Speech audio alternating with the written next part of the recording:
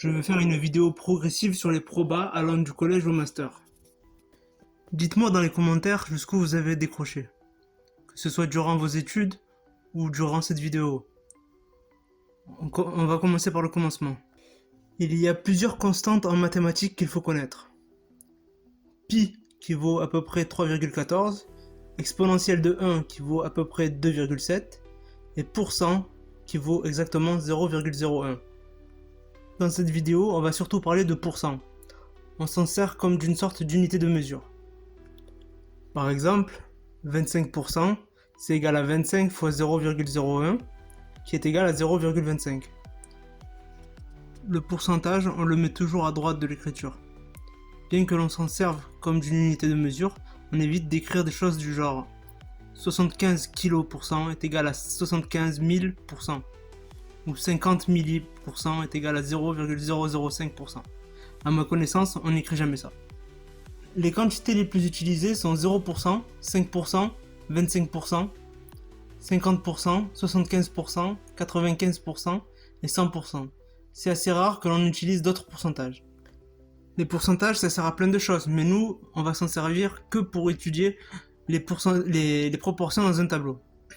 Par exemple, si on a un tableau à 200 lignes et que 10 d'entre elles sont vertes, alors on dira que la proportion de lignes vertes dans le tableau est de 10 sur 200. Mais 10 sur 200, ça se calcule. On fait 10 divisé par 200, ce qui donne 1 sur 20, ce qui est égal à 0,05, et donc ça vaut 5%. En probabilité, 0%, 5%, 95% et 100% portent un nom assez significatif, qui sont respectivement 0% égale impossible presque sûrement, 5% égale peu de chance, 95% égale forte chance, et 100% est égal à certain, presque sûrement. Maintenant que vous avez les bases, on va parler de quelque chose d'intéressant. Si on écrit tous les nombres de 0 à 9999 dans un tableau à 4 colonnes, ça donne 0000, 0001, 0002, 0003, etc. jusqu'à 9999. On se rend compte de plusieurs choses intéressantes. D'abord, le moins intéressant, c'est que la moyenne des chiffres, qui est 0, plus 1, plus 2, plus 3, plus 4, plus 5, plus 6, plus 7, plus 8, plus 9, le tout divisé par 10, ça donne 4,5. C'est pas super intéressant. Ensuite, on fait la moyenne des décimales sur chaque colonne et on trouve 4,5 pour chaque colonne. C'est une petite coïncidence, on a l'impression, mais en fait non, c'est déjà un peu plus intéressant car c'est la même moyenne. En se concentrant un peu, on se rend compte que c'est évident. Mais le plus intéressant dans tout ça, c'est que si on fait la moyenne sur les lignes cette fois-ci, alors pour la plupart des lignes, on trouvera un résultat très proche de 4,5. Si on met en vert toutes les lignes qui ont une moyenne entre 4,5 moins 2,58 et 4,5 plus 2,58, alors le tableau a 75% de lignes vertes. Et si on rajoute beaucoup de décimales, cette proportion sera proche de 100%. Et ça, c'est très intéressant. En tout cas pour les scientifiques, les ingénieurs et pour l'esprit critique. Notez que la moyenne des valeurs sur la colonne moyenne donne aussi 4,5. Mais c'est moins intéressant que ce qu'on vient de voir. Ce résultat peut être généralisé. Si au lieu de prendre les chiffres de 0 à 9, on prenait d'autres chiffres, par exemple avec 12, moins 4 et pi, on aurait 12, 12, 12, 12, 12, 12, 12, moins 4, 12, 12, 12, pi, 12, 12, moins 4, 12, 12, 12, moins 4, moins 4, 12, 12, moins 4, pi, etc. jusqu'à pi, pi, pi, pi. D'abord, la moyenne de 12, moins 4 et pi, ça donne 12 plus moins 4 plus pi, le tout divisé par 3. C'est à peu près égal à 3,71. Ensuite, on fait la moyenne sur chaque colonne et on trouve le même résultat. Mais si on regarde les lignes, alors on se rend compte que pour la plupart, la moyenne est proche de 3,71. Si on met en vert toutes les lignes qui ont une moyenne entre 3,71 moins 6,55 et 3,71 plus 6,55, alors le tableau a 75% de lignes vertes. Et si on rajoute beaucoup de colonnes, cette proportion sera proche de 100%. Là aussi, la moyenne des valeurs sur la colonne moyenne est de 3,71. Alors pour le premier exemple, j'ai mis un intervalle de plus ou moins 2,58 et pour le deuxième exemple, j'ai mis plus ou moins 6,55. On va voir plus tard comment choisir ce nombre. Si vous êtes pressé, alors la formule est racine, ouvrez les parenthèses, variance divisée par 4 fois 25%. Fermez la parenthèse. Mais pour le moment, je ne vous dis pas pourquoi ça fonctionne. On peut encore généraliser ce résultat. Par exemple, si au lieu de prendre 12 moins 4 et pi, je mettais 12, 12, moins 4, moins 4, moins 4, pi. Autrement dit, je mets plusieurs fois les mêmes valeurs. Le tableau serait le suivant. 12, 12, 12, 12, 12, 12, 12, 12, 12, 12, 12, moins 4, 12, 12, 12, moins 4, etc., etc., jusqu'à pi, pi, pi, pi. D'abord, la moyenne de 12, 12, moins 4, moins 4, moins 4 et pi, ça donne 12 plus moins 4 plus moins 4 plus moins 4 plus pi. Le tout divisé par 6. C'est à peu près égal à 2,52. Ensuite, on fait la moyenne sur chaque colonne et on trouve le même résultat. Si on met en vert toutes les lignes qui ont une moyenne entre 2,52 moins 7,08 et 2,52 plus 7,08, alors le tableau a 75% de lignes vertes. Et si on rajoute beaucoup de colonnes, encore une fois, cette proportion sera proche de 100%. Alors plutôt que de s'embêter à noter plusieurs fois les valeurs 12 et moins 4, on peut penser la chose différemment. Si on mettait une seule fois 12, une seule fois moins 4 et une seule fois pi, mais que l'on leur attribuait un poids. Ici, 12 aurait comme poids 2 sur 6, moins 4 aurait comme poids 3 sur 6, et pi aurait comme poids 1 sur 6. L'astuce serait de donner aussi un poids à chaque ligne, mais d'une façon un peu particulière. Il s'agirait de donner le produit des poids de chaque nombre sur la même ligne. C'est ce qu'on appelle la probabilité produit. Et bien sûr, au lieu de regarder la proportion de lignes totales, on regardait la somme des probabilités produits. En se concentrant un peu, on se rend compte que ça reviendrait au même. On a introduit les nombres 12, 12, moins 4, moins 4, moins 4 et pi. Imaginons que ces valeurs soient le montant gagné à un jeu d'argent un peu débile sur un tirage dans une urne. Cette urne contient une boule bleue, une boule blanche, deux boules rouges, une boule jaune et une boule noire. Je gagne 12 € si la boule tirée tombe sur la bleue ou la blanche. Je perds 4 € si elle tombe sur l'une des boules rouges ou sur la boule jaune. Et je gagne pi euros, on va dire 3,14 €, enfin 3,14 € si la boule tirée est noire. On constate que l'on gagne plus souvent que l'on perd en moyenne d'après le résultat précédent. Si vous n'aimez pas les jeux d'argent, sachez qu'il y a d'autres exemples, par exemple pour les assurances, mais concentrons-nous ici sur les jeux d'argent. Bref, pour analyser tout ça, on va utiliser un graphique. En bas, on a un cercle qu'on appelle l'univers oméga de probabilité. Ne me demandez pas pourquoi ça s'appelle comme ça, j'en ai aucune idée. À l'intérieur, on a les boules de couleur bleu, blanc, rouge, jaune, noir, qu'on appelle les issues. Elles sont marquées par les poids 1 sur 6, 1 sur 6, 2 sur 6, 1 sur 6, 1 sur 6. Au-dessus, on a des flèches que l'on appelle des associations. C'est un mot pas très utilisé. Mais l'ensemble des flèches est appelé une variable aléatoire. On la note grand X. Le pied des flèches sont appelés les issues, mais aussi on les appelle les antécédents de la variable aléatoire. Et il ne faut pas les confondre avec la tête des flèches que l'on appelle les images de la variable aléatoire. La variable aléatoire présentée ici relie les issues à la somme que l'on gagne au jeu d'argent à l'issue de ce jeu. Donc 12, moins 4 ou pi. Au-dessus des images de la variable aléatoire, vous avez des allumettes. On appelle ça un diagramme en bâton, ou le graphe de la loi de la variable aléatoire. Dans notre cas, il y a 3 allumettes. Une en moins 4, une en pi et une en 12. La taille des allumettes correspond à 3 sur 6, 1 sur 6 et 2 sur 6. Mais attention, il ne faut pas confondre le poids des antécédents et le poids des images de la variable aléatoire. Si les flèches n'allaient pas au même endroit, alors on ne confondrait sûrement pas le poids des images et des antécédents. Mais comme certaines têtes de flèches se regroupent, on constate que le poids au pied des flèches se regroupe et s'additionne au niveau de la tête des flèches. Dans notre cas, l'allumette 3 sur 6 correspond aux boules rouges et à la boule jaune. On a bien 2 sur 6 plus 1 sur 6 égale 3 sur 6.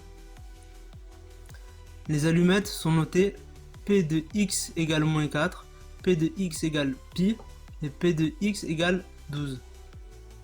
À l'école on fait un tableau, mais moi j'aime pas ce genre de tableau. En proba il y a trop de tableaux, donc je préfère éviter d'en faire pour rien. Ce que l'on a vu là, c'est la variable aléatoire de base du problème. Si vous êtes perdu avec ce genre de graphe, quittez la vidéo tout de suite parce qu'on va en utiliser plein de variables de ce genre. On va avoir des variantes de ce graphe à tout bout de champ. Par exemple, si je prends une colonne du tableau, disons la deuxième, je peux lui associer un graphe aussi, mais il sera plus complexe. En bas, on a un cercle qu'on évitera d'appeler l'univers oméga de probabilité, mais plutôt on l'appellera l'univers produit à 4 tirages. Ce n'est pas la même chose que ce qu'on a vu tout à l'heure. On l'appelle univers produit car les probabilités s'obtiennent en faisant le produit des probabilités des 4 tirages. À l'intérieur, on a 4 boules de couleur par issue cette fois-ci. Elles sont marquées par leur poids qui est le produit des poids du problème de base. Par exemple, l'issue rouge rouge jaune rouge a pour probabilité 2 sixièmes fois 2 sixièmes fois 1 sixième fois 2 sixièmes. Au-dessus, on a des flèches, mais cette fois-ci, l'ensemble des flèches est appelé la variable aléatoire x2, parce qu'on a choisi la colonne numéro 2. Pour savoir où on met la tête des flèches, il suffit de prendre la deuxième boule des issues et de regarder combien on gagne avec cette balle-là. Là encore, le pied des flèches sont appelés les issues, mais aussi on les appelle les antécédents de la variable aléatoire x2. Et il ne faut pas les confondre avec la tête des flèches que l'on appelle les images de la variable aléatoire x2. Dans notre cas, il y a encore 3 allumettes. Une en moins 4, une en pi, une en 12. La taille des allumettes correspond à 3 sur 6, 1 sur 6 et 2 sur 6. C'est pas une coïncidence. En fait, x1, x2, x3 et x4 ont la même loi et le même espace produit. C'est juste les flèches qui changent. Là encore, les probabilités s'additionnent au niveau de la tête des flèches. Les allumettes sont notées P de x2 égale moins 4, P de x2 égale pi, P de x2 égale 12. Ce que l'on a là, c'est la variable aléatoire x2 du problème. Donc pour le moment, on a vu plusieurs variables aléatoires. On a vu la variable x, la variable x1, la variable x2, la variable x3 et la variable x4. Bon, on n'a pas vu la variable x1, x3 et x4, mais c'est à peu près le même mécanisme que la variable x2. Donc on l'a vu. On va voir maintenant une variable aléatoire encore plus intéressante, qui est la variable moyenne empirique. C'est tout simplement la moyenne de x1, x2, x3 et x4. On a le cercle en bas qu'on appelle l'univers produit à 4 tirages, puisque c'est le même que juste avant. Ensuite, encore une fois, à l'intérieur, on a 4 boules de couleur par issue. Elles sont marquées par leur poids, qui est le produit des poids du problème de base. Au-dessus, on a des flèches, mais cette fois-ci, l'ensemble des flèches est appelé la variable aléatoire x1 plus x2 plus x3 plus x4, le tout divisé par 4. On remarque que les images de la variable aléatoire ne sont pas situées en moins 4, pi et 12. D'ailleurs, il y a bien plus d'images ici que pour les variables x1, x2, x3 et x4. Pour la comprendre, regardons notre tableau à 4 colonnes. Si l'on fait la moyenne sur chaque ligne, nous allons avoir une grande diversité de nombres. Ce sont ces nombres-là qui apparaissent en tête de flèche. Ici, le diagramme en bâton n'a plus du tout le même nombre d'allumettes. Évidemment, mais surtout leur taille a changé. Mais comment calculer la taille d'une allumette? Il y a plusieurs façons. La méthode la plus intuitive consiste à regarder la valeur de l'image de x1 plus x2 plus x3 plus x4 sur 4. Et de regarder dans le tableau la proportion de lignes qui donne cette moyenne. Mais cette méthode est très fatigante en pratique. On verra d'autres méthodes un peu plus tard. Au passage, en parlant de taille d'allumette, il arrive assez souvent que l'on ait à étudier une variable aléatoire avec un très grand nombre d'allumettes de taille très petite dispersées sur le long d'un intervalle. De plus, très souvent on s'intéresse à la proximité de ces allumettes miniatures. Un tel graphe est illisible à cette échelle. On pourrait étirer le graphe vers le haut, mais ça ne dirait rien sur la proximité entre les allumettes. Donc les mathématiciens ont eu l'idée d'inventer les histogrammes. Alors ce dont je suis sûr, c'est que vous ne savez pas ce que c'est. Vous croyez savoir ce que c'est, mais vous ne le savez pas en fait. En fait, vous avez un vague souvenir du lycée, mais je suis sûr que vous avez eu une mauvaise note au lycée à ce contrôle-là, au contrôle sur les histogrammes. Et vous ne savez pas pourquoi. Pas de panique, je vais vous expliquer. On commence par subdiviser l'axe des abscisses. La droite se retrouve découpée en plusieurs intervalles qu'on appelle des classes. Ensuite, on dessine des rectangles dont deux de leurs côtés sont les bornes des classes. Mais pour la hauteur des rectangles, c'est là que vous vous trompiez au lycée. Parce que la hauteur des rectangles, vous croyez que c'était la somme des hauteurs des allumettes comprises dans les classes sous-jacentes. Ou le nombre d'allumettes, mais dans les deux cas c'est faux. Parce qu'il faut se dire que faire ça sert à rien. Ça sert absolument à rien en fait. Ni pour le scientifique, ni pour l'ingénieur, ni pour qui que ce soit. Donc faut pas penser les choses de cette manière-là. En réalité, ce qu'il faut faire, c'est se débrouiller pour que l'aire des rectangles soit égaux à la somme des hauteurs des allumettes dans la classe sous-jacente. Et ça change tout. Car si on change la taille d'une classe pour la rendre plus petite, la hauteur du rectangle dégringole vers le haut. Et ça, c'est très important pour la suite. Mais vous allez voir que c'est super utile en proba et en stats. Alors très souvent, on prend des classes de longueur 0,01, mais on peut très bien faire des exceptions. Notez que si on imagine des classes de longueur infiniment petites, alors l'histogramme associé s'appelle une fonction de densité. Parlons maintenant de l'espérance et de la variance. On a vu tout à l'heure que chaque colonne avait la même moyenne. Cette moyenne est appelée l'espérance mathématique qu'on évitera de confondre avec la moyenne par ligne. On évitera aussi de la confondre avec la moyenne des variables aléatoires qui se nomme la moyenne empirique. Sur le graphe, elle se place sur l'axe des abscisses du diagramme en bâton. Ce n'est pas surprenant de voir qu'elle se trouve au même endroit pour chaque graphe que l'on a présenté jusqu'à présent. Sur tous ces graphes, ce qui nous intéresse, c'est de savoir si les allumettes sont à proximité de l'espérance ou si elles sont plutôt éloignées.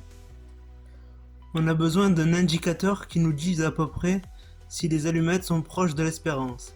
Cet indicateur est nommé la variance. Si les allumettes sont proches, alors la variance est proche de 0. Si les allumettes sont éloignées, alors la variance est loin de 0.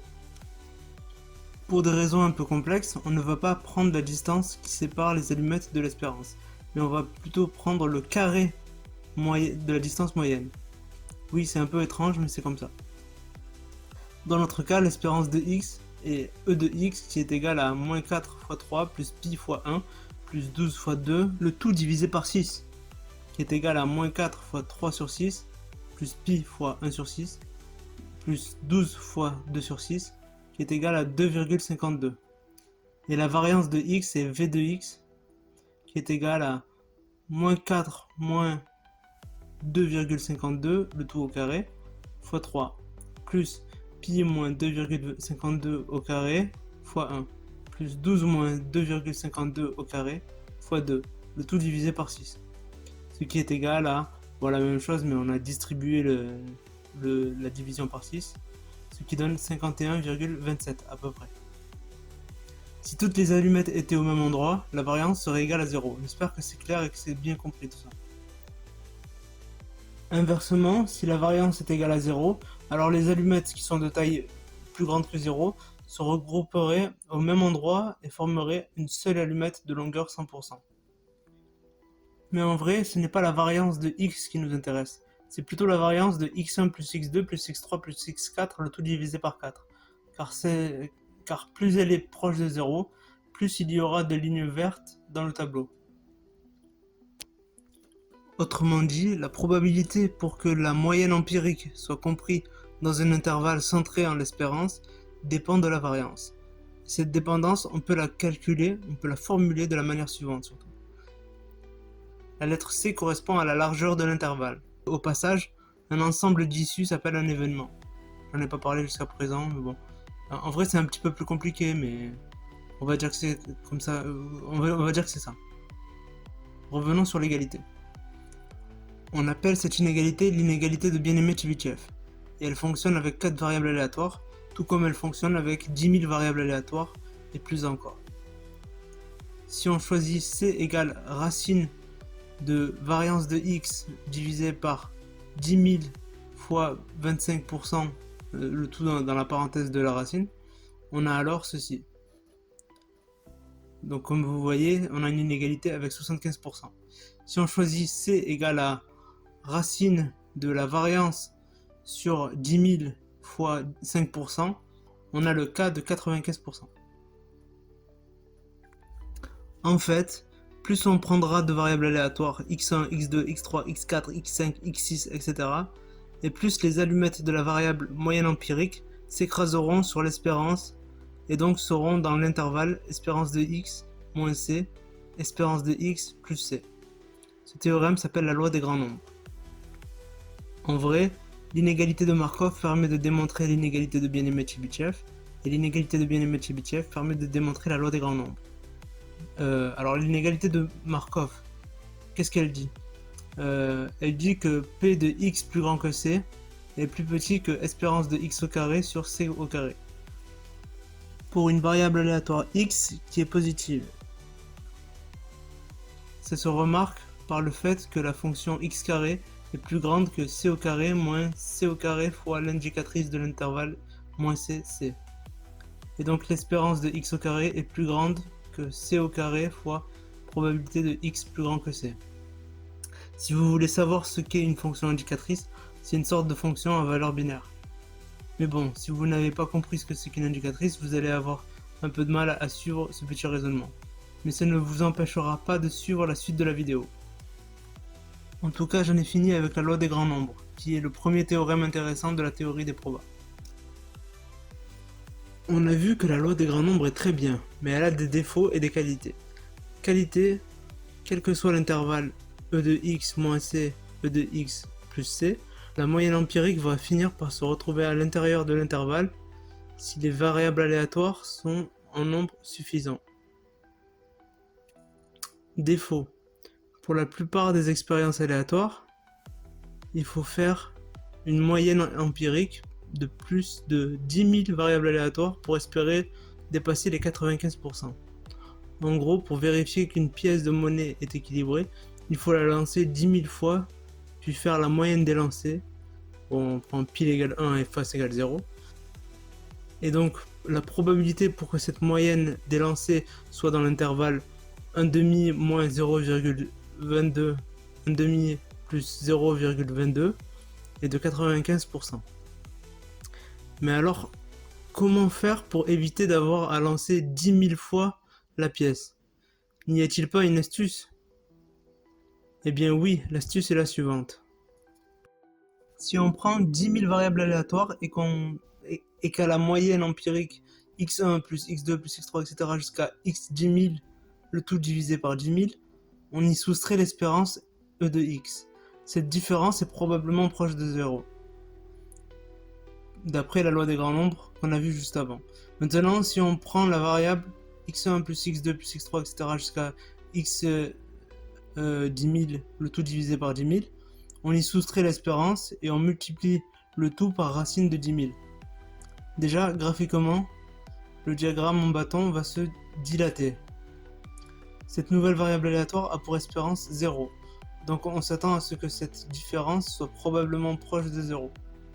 Même si l'on la dilate avec racine de 10 000. On se rend compte en pratique qu'on obtient à peu près la même loi qu'avec 30 variables aléatoires. Autrement dit, on économise 9970 variables aléatoires juste en ayant mis racine de 30 en facteur. On est passé de 10 000 variables à 30 variables. Vous vous dites sûrement qu'il y a une contrepartie, un prix à payer pour que 30 valeurs puissent suffire.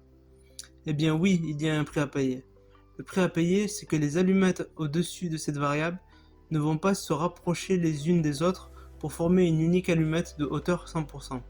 Il va plutôt y avoir un tas d'allumettes miniatures dispersées sur toute la longueur de l'abscisse. Sauf qu'il y en aura bien plus au centre que sur les extrémités. Pour se représenter ça, on utilise l'histogramme que j'ai présenté tout à l'heure et qui voit toute son utilité ici. Dans notre cas, c'est une cloche de Gauss. C'est une courbe en cloche, enfin ça porte plusieurs noms. On appelle ça aussi la cloche de la loi normale. Il existe plusieurs cloches de Gauss. Ce sont toutes les mêmes à un étirement près et au déplacement près. Nous, ce qui nous intéresse, c'est la cloche d'espérance 0 et de variance 1. Mais là, vous vous demandez sûrement comment démontrer un truc pareil. Il faut utiliser le principe du parapluie. Le principe est le suivant. On a un problème bougrement tordu. Étape 1, on le détord. Étape 2, on résout le problème détordu. Étape 3, on le retord pour que le problème bougrement tordu soit résolu. Ici, l'étape 1 s'appelle on ouvre le parapluie. L'étape 2 s'appelle on traverse la pluie. L'étape 3 s'appelle on referme le parapluie. Voilà, c'est ça le principe du parapluie. Ça marche pas tout le temps, mais là, ça va marcher. On va l'utiliser pour calculer la loi d'une moyenne empirique. Je vous l'ai promis tout à l'heure. On suppose que les variables aléatoires x1, x2, x3 et x4 sont de même loi et sont indépendantes. C'est-à-dire que l'on ne retire pas de ligne dans le tableau des possibilités. Avant tout, pour trouver la loi de x1 sur 4, il suffit de contracter le graphe de la variable x1 d'un rapport 4. Pareil pour calculer x2 sur 4, x3 sur 4 et x4 sur 4. Ensuite, on amorce le principe du parapluie. Attention, ça va être chaud. Donc essayez de ne pas décrocher durant cette étape fastidieuse, durant les 3 étapes fastidieuses, car par la suite, tout va prendre sens dans votre cerveau. Étape 1. On ouvre le parapluie. On choisit une fonction à 2 variables nommée petit d, qui a beaucoup d'images différentes et qui vérifie d de k1 fois d de k2 égale d de k1 plus k2. On choisit la lettre D pour distributivité. Les 2 variables sont nommées K et T. Par rapport à T, elle doit prendre beaucoup de valeurs différentes. Et on définit une autre fonction à une variable nommée grand D de x1 sur 4 qui vaut somme des probabilités fois le D. La variable est nommée T. Puis on définit une autre fonction à une variable nommée grand D de x2 sur 4 qui vaut la somme des p de x2, enfin la somme des probabilités fois D. La variable est nommée T encore une fois. Puis on fait pareil avec x3 sur 4 et x4 sur 4. Étape 2. On traverse la pluie. On applique la distributivité, ce qui devrait nous donner une autre fonction à une variable nommée grand D de x1 plus x2 plus x3 plus x4 sur 4 qui vaut la somme des p de k fois D. Étape 3. On referme le parapluie. Maintenant, on veut trouver la loi de x1 plus x2 plus x3 plus x4 sur 4. Alors il suffit de comparer la somme des pk fois D à la somme des probabilités de la moyenne fois D, car ils sont censés être égaux. On peut donc obtenir la longueur des allumettes du graphe de x1 plus x2 plus x3 plus x4 sur 4. Et donc voilà, fin du principe du parapluie. Si vous ne savez pas ce qu'est la distributivité, c'est un truc du genre, dans le cas le plus simple, 4 fois 2 plus 6 plus 9, c'est égal à 4 fois 2 plus 4 fois 6 plus 4 fois 9. Sauf que nous sauf que nous, on va le faire avec des longueurs d'allumettes fois D. Ça, c'est un peu différent. Mais on ne va pas faire le calcul, parce que ça va vous épuiser le cerveau.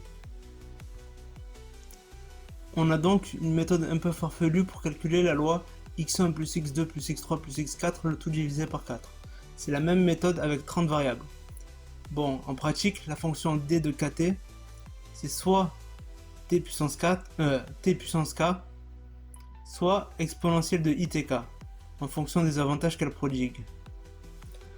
La fonction exponentielle de itk nous est très utile, et comme vous êtes peut-être débutant, on va imaginer que la somme des probabilités de la moyenne est égale k, le tout multiplié par exponentielle de itk, une sorte de musique étudiable en deux signaux, et que les allumettes forment le spectre musical. Vous l'avez pas vu venir celle-là.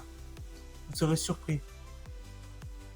Vous serez surpris par les astuces incroyables des mathématiciens au quotidien. Le deuxième signal ne nous intéresse pas trop. Quand on déplace une allumette vers la droite, ça écrase vers la droite et vers la gauche une onde pure du premier signal.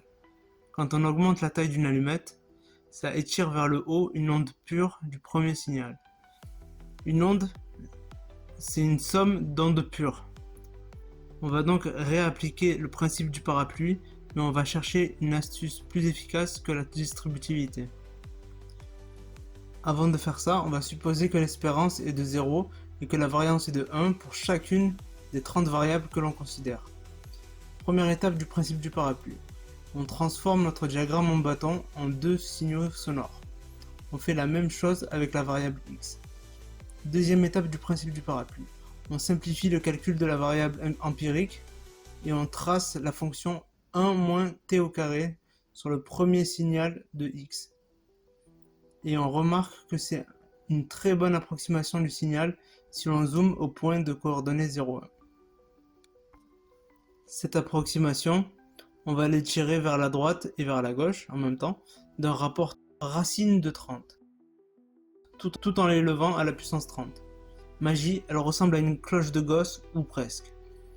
Ensuite, on peut se servir de ce calcul pour faire presque la même chose au premier signal de x. L'étirer vers la droite et vers la gauche en même temps d'un rapport racine de 30, tout en élevant à la puissance 30. Magie, elle ressemble à une cloche de Gauss, ou presque. On calcule les deux signaux à l'aide de ces versions étirées. Magie, le premier signal de x ressemble à une cloche de Gauss et le deuxième signal de x est tout aplati. A l'aide de ces calculs, on peut calculer les signaux de la variable empirique, et magie, le premier signal ressemble à une cloche de Gauss et le deuxième signal est aplati. Troisième étape du principe du parapluie, on analyse les signaux sonores de la moyenne empirique en sens inverse. On regarde l'histogramme et là, magie, il ressemble aussi à une cloche de Gauss. C'est ce que l'on appelle le théorème central limite. Et j'en ai fini avec ce théorème magique. Au passage, si vous voulez savoir comment on appelle les deux signaux sonores en probabilité, ça s'appelle pas une musique, ça s'appelle la fonction caractéristique. J'ai dit musique parce que voilà, c'est plus parlant pour les novices. Jusque là, on a appris pas mal de choses. Je sais que vous vous posez une question importante à ce stade de la vidéo, c'est pourquoi y a-t-il l'espace produit et l'espace oméga? À quoi ça sert? Après tout, le diagramme en allumette et l'histogramme sont suffisants. Je vais vous l'expliquer maintenant. Reprenons l'exemple de l'urne. Mais cette fois-ci, on va prendre la variable suivante. Si j'ai bleu, blanc ou rouge, je perds 1 euro. Si j'ai jaune ou noir, je gagne 2 euros.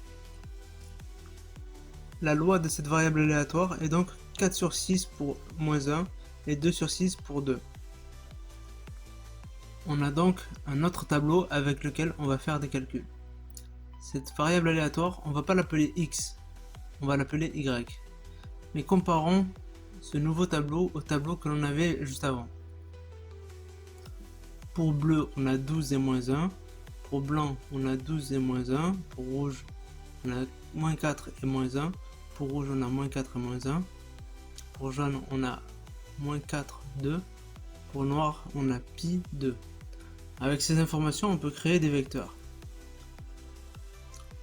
Un vecteur de dimension 2, on va dire que c'est un tableau de nombres qui ne contient que deux nombres.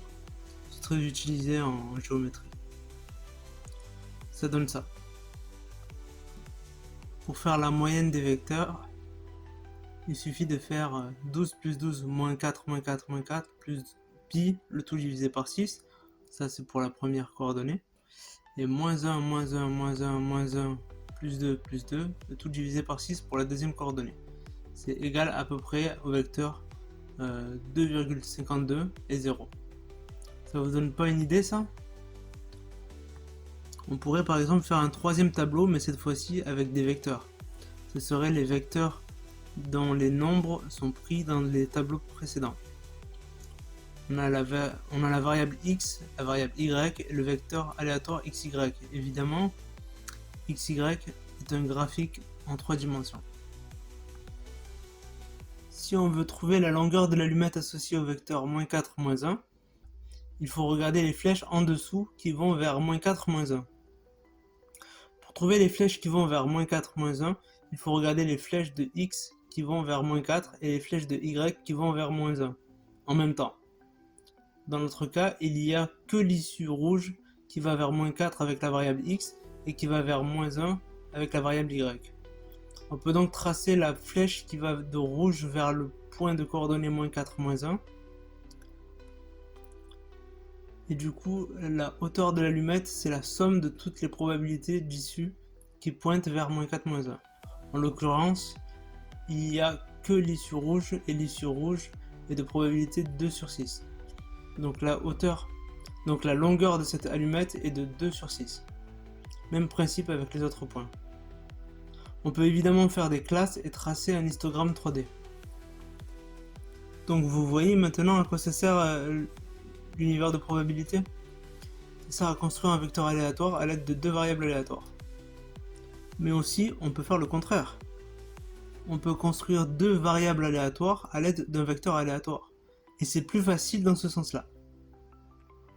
Car pour trouver la loi de x et la loi de y, il suffit d'additionner la longueur des allumettes du vecteur aléatoire parallèlement aux axes.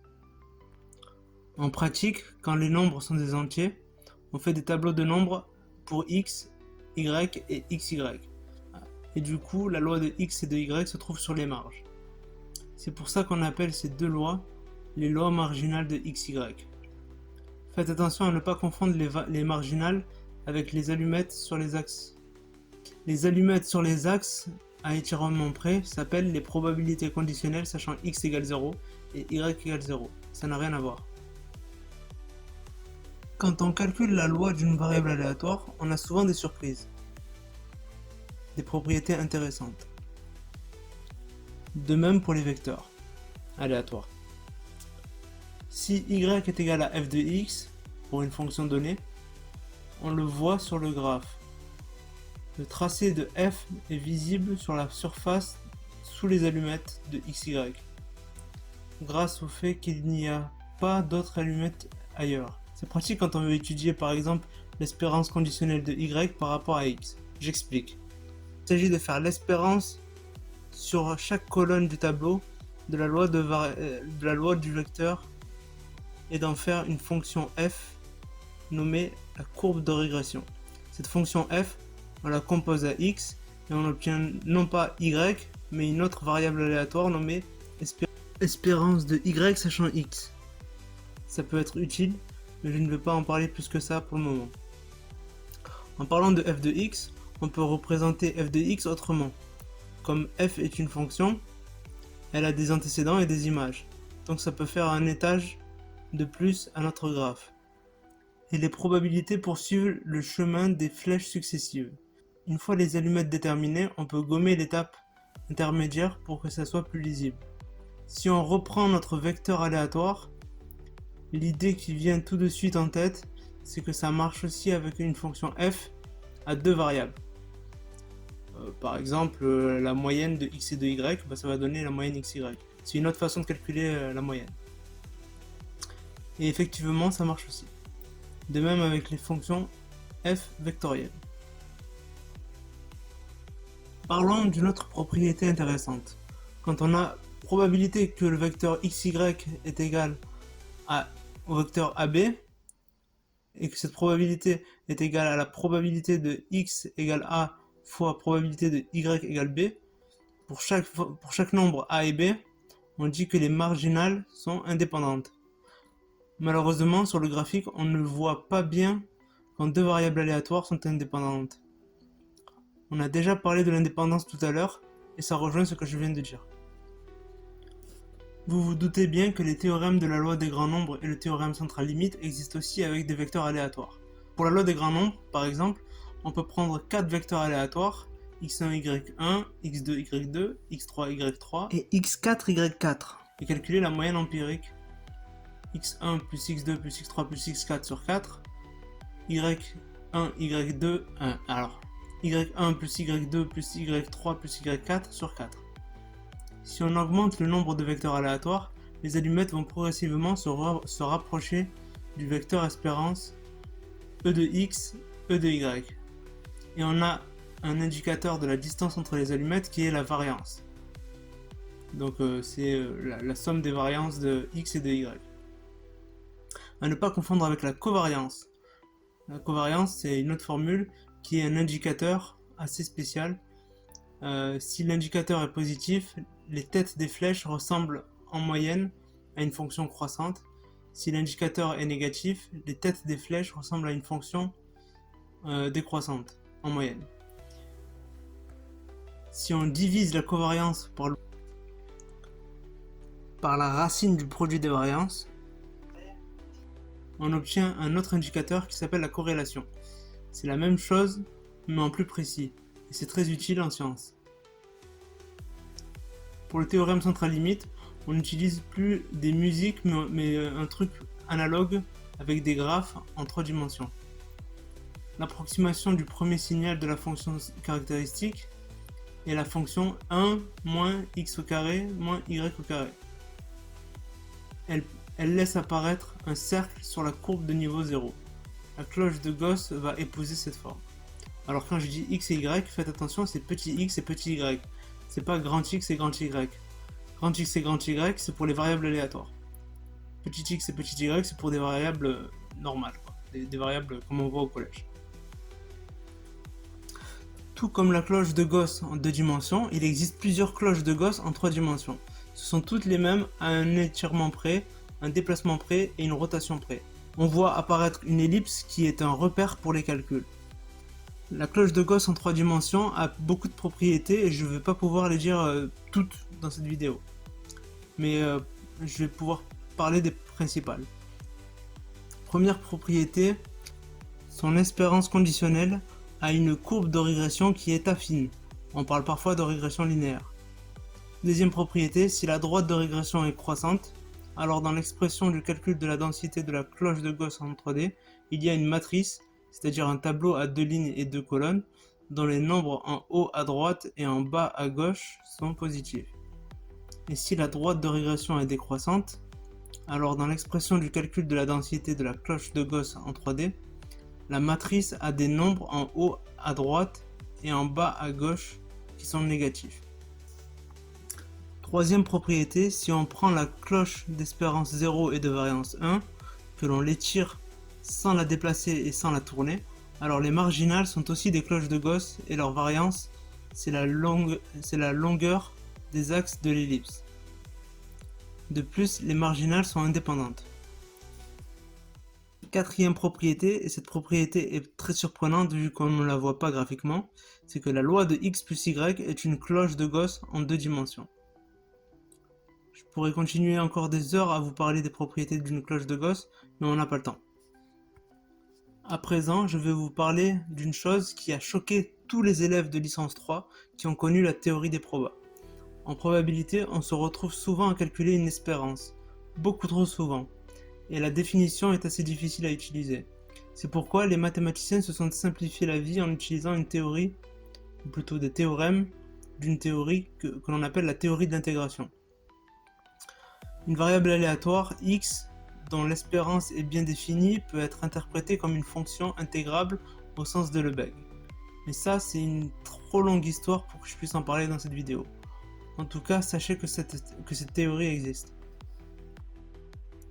On arrive à la fin de cette vidéo et je n'ai pas eu le temps de vous parler de fonctions de répartition, de loi continue, de loi discrète, de loi ni continue ni discrète, du lemme de Borel-Cantelli, des lois de probabilité classique, des moments, de la loi de Bayes et de la loi des probabilités totales, le lemme de transfert et de ses implications, l'extension de Kolmogorov, le lien entre les convergences, la loi du 0,1 et la loi forte des grands nombres, le théorème porte-manteau. Je trouve que c'est pas aussi intéressant que ce que je vous ai présenté, et c'est pas hyper important pour un débutant. Merci d'avoir regardé cette vidéo jusqu'au bout, likez, commentez, partagez, c'est cool. Merci. Sur ce, salut.